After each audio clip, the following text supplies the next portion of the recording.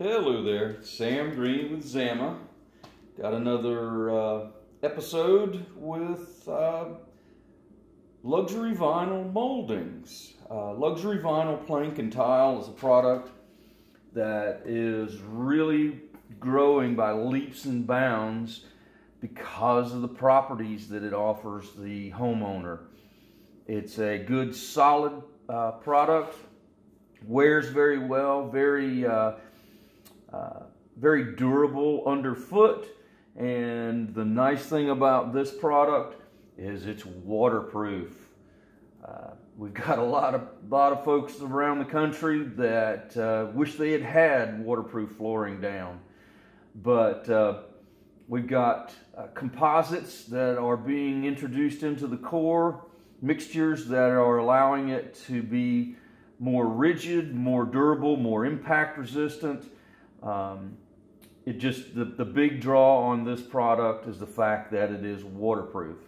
And we're going to look today, obviously, at the most fun molding of all, stair nosing. We have some other options for stairs, but that's material for another video. Right now we want to look at traditional installation using the flooring and with the stair nose. Now, the big draw on this product is the fact that it's waterproof and the durability that goes along with this composite. Well, for the moldings, you want something that's going to be just as durable, and on the floor, you want something that's going to have the same performance properties, meaning waterproof. Well, what we've got is a PVC molding that comes in a variety of shapes, whether it's reducers, T-molding, or what we're dealing with today in this video, stair nose. Basically, Zamma makes these extrusions in-house, and I guess the best comparison, if you can think about the little Play-Doh factory the kids play with. You squeeze it through a mold and it comes out in different shapes. Well, it's a little oversimplification, but basically that's what we do. This starts as powder or beads of PVC. We melt it down and push it through the mold, and we get the different shapes. The nice thing that we do, that Zamma does, is basically in order to get a product that's going to coordinate or even match the flooring, we're sourcing the films. This is just a random decor film that I had to show you what I'm talking about. We get these films from the flooring manufacturer. Basically, it's the exact same picture that goes on the floor. We take it, and we have the facilities that we can put a commercial grade overlay over the decor. That will give us the wear and tear, the properties that we're looking for longevity. It comes out, again, it's a vinyl film, so it in and of itself is waterproof. We take this, we take our extrusion, we're able to adhere the film to whatever shape we need, and we've got the best possible match for the respective floor. So that offers you I guess some guarantee, remove some of the headache and heartache when you special order moldings and you wonder how close is this going to be to the floor. Well, in this case, it's the exact same thing as the floor. So one thing less to worry about. Basically what we've got is, my little mock-up here is demonstrating a situation where we've already removed the carpet, we've taken the tack strip up, the pad, all the staples, which that's the hardest part of the whole job, is taking all those staples out. But we've got this bullnose that sticks out. And in order for us to utilize this product, we're going to have to make this look like this. So basically, because I've got a model here, I've attached this for easy demonstration. It's easy for me to take it off. So, but in the real world, what you're going to have to do is you're going to measure, mark it, and you're going to have to cut this bull nose off so that we have a square edge here to work with. Some sort of reciprocating tool is best when you're trying to do this because you've got to get to the walls. Even the small circular saws will not make it all the way. But you've got to take this off, get it squared up. We've got a nice clean situation to work with. Now we want to start laying out the steps. Well, basically, the product is going to come in a blister pack, just like our regular moldings. The thing that's different with this is where our tees and reducers come in a 6-foot version. This will come basically 8 feet. It's 94 inches. The objective here is to get 2 steps out of each molding. I've discussed when talking about the tees and reducers at 6 feet. Generally, most interior doors are less than 3 feet, so we can get 2 moldings or 2 doorways out of one piece. With this, with steps being closer to 40 inches, 42 inches, we're still able to get 2 steps out of each molding. Now in this pack, we're going to get obviously the piece of molding itself. We will get a steel track to secure it to the substrate, and we will get anchors and screws to screw it to the step. Now the nice thing really about the steel track, the fact that it's steel is one thing. It makes for a better, more permanent installation, but we score the track every 4 inches. Hopefully you can see that in the light. And the reason we do that is so that it makes it easier to find the right size. I'm basically going to go to that score, snap it. I don't need any tools, and I'm ready to go. As far as doorways and whatnot, this 4-inch increment will fit every doorway in the house, and with the steps as well. Here we go. I've broken this at the 4-inch increments. It's for demonstration purposes, it's 2 feet, so it fits perfect.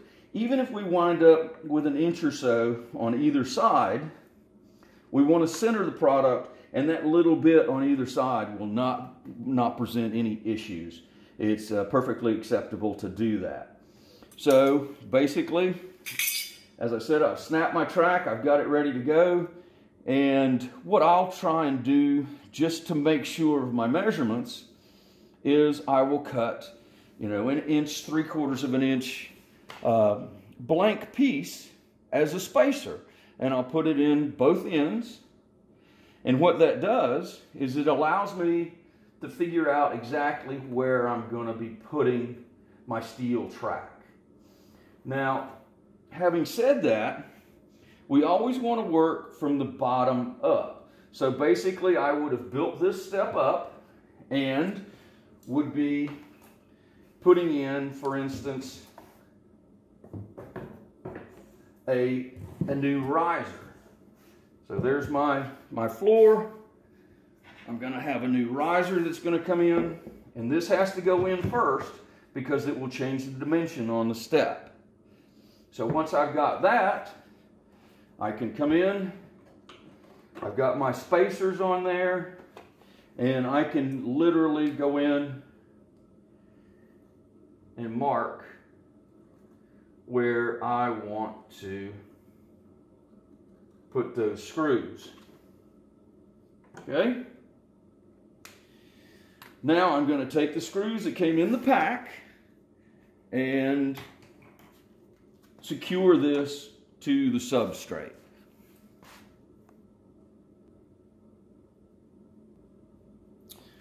All right, we're ready to go here. So I've got everything in place, building from the bottom up. Got my spacers in.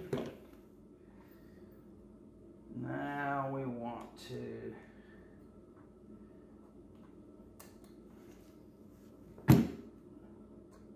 install our track.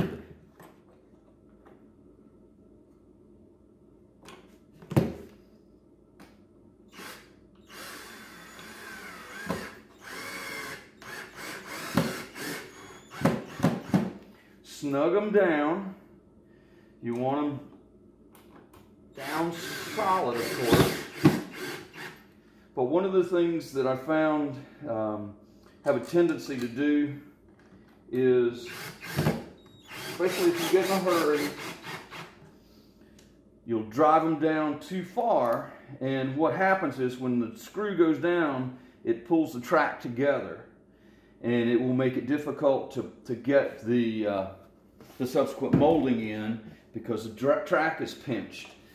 If you see it, you can go back with a screwdriver or even a pry bar and open it up, but if you don't, and forget about it, it can be a problem getting them out. Now, you can see even those little pieces are in there pretty secure. One of the nice things about the product is these moldings, the center section is notched, so that when I start pushing it into the track, it's going to be basically adjustable to height. So it will accommodate a variety of floors, floor thicknesses, and certain variances that you run into during the course of the installation. But it will fit a variety of floors, which is nice. The steel track is good and solid, so it makes for a better, stronger installation, and that's exactly what we need on the steps. Now basically I've got this set up. I know my spacing. I know exactly what it was or what it is because I used my my blank pieces for spacers. I'm going to come in. I've already pre-cut these to fit. Fits in just like that. Now my second piece, basically the easiest thing to do is set it on top. I've actually cut this for something else, but it's still wide enough to fit this back section. So I'm going to put it in, put it to the front just like it's on top, just exactly like that. And I'm going to take another piece, put it to the back of the next riser, and that's my mark. I don't have to worry about measurements. I don't have to worry about how straight or true that riser is. You just have to be careful when you move the piece.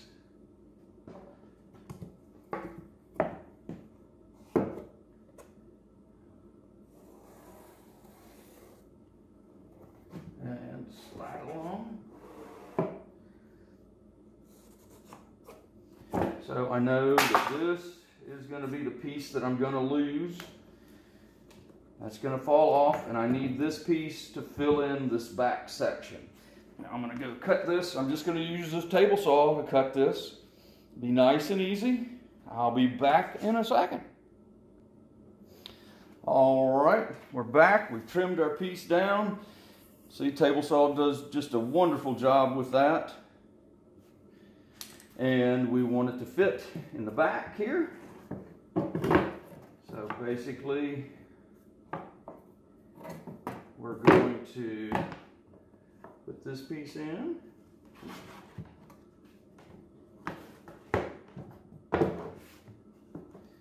And this drops in.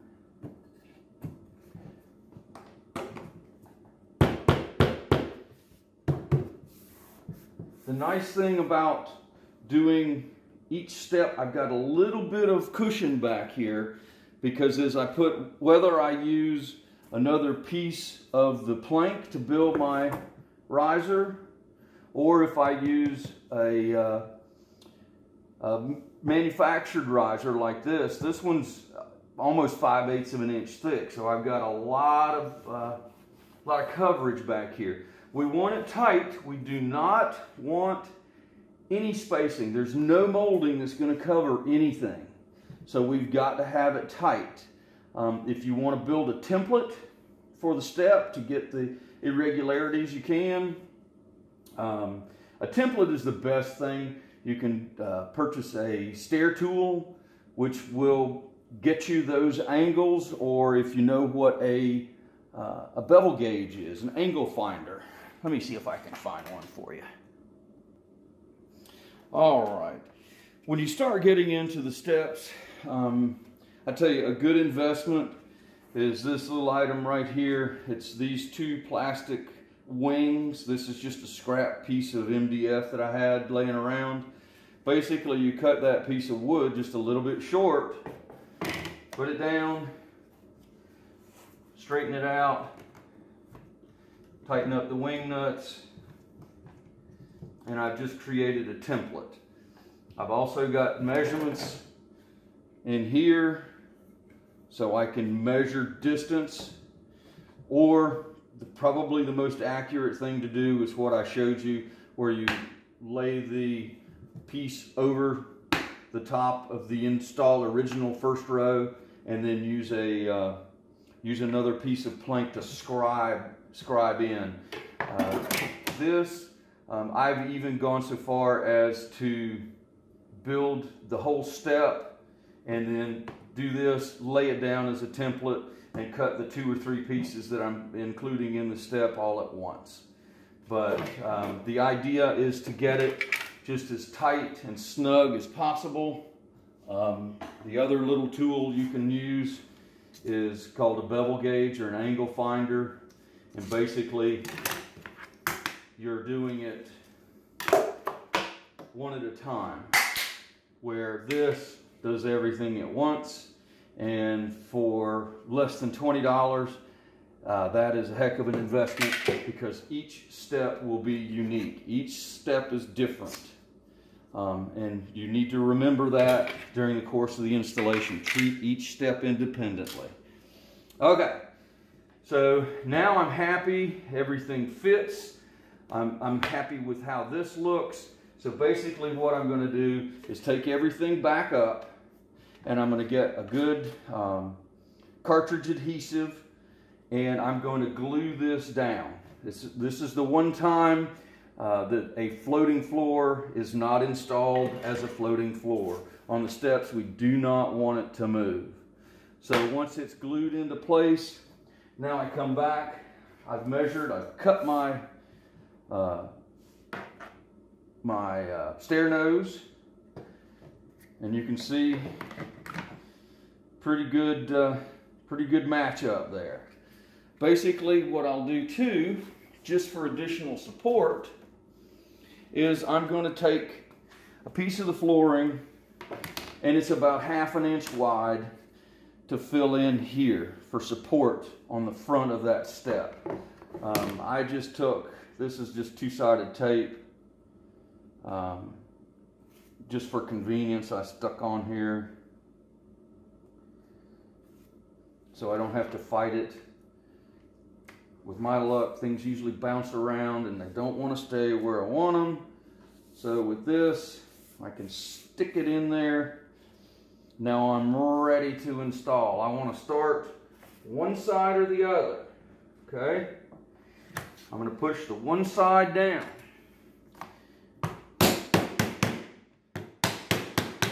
Using a rubber mallet. A lot of the hammers these days that you buy are going to be rubber handled. You're not really going to hurt. Sometimes you can put it in with your hand, but a rubber mallet is going to be your best bet. Why take a chance on damaging the product? It is extremely durable, but again, why take a chance? It's in there, it's solid. I've got plenty of support. Minimal. It's a minimal lip here. If I do have a corner like I've got down here, then it's basically making a picture frame. I'm going to 45 it. I'm going to put my track down and do a 45 right here. And I'm going to proceed next, I'll go up to the next step, take my, my next riser, whether it's the white riser or a manufactured riser, or whether it's a plank. It doesn't matter. I'm going to go up, I'm going to glue this in place and go to the next step. So what you've got is a good, solid, durable installation. Like I say, steps, you want to make sure that you've got everything is glued in place, everything is tight. The only thing I might do now is come back with a very small bead of caulk, whether it's white. A lot of times the sideboards, the stringers will be painted white. So you just a little bit of caulk and you're good to go. This ties your floor together. If you're doing, upstairs, downstairs, people have always wondered, what am I going to do with my steps? Well, now you have an attractive, not too difficult option. So hope that helps. Have a good day, and we'll be back with more fun with moldings.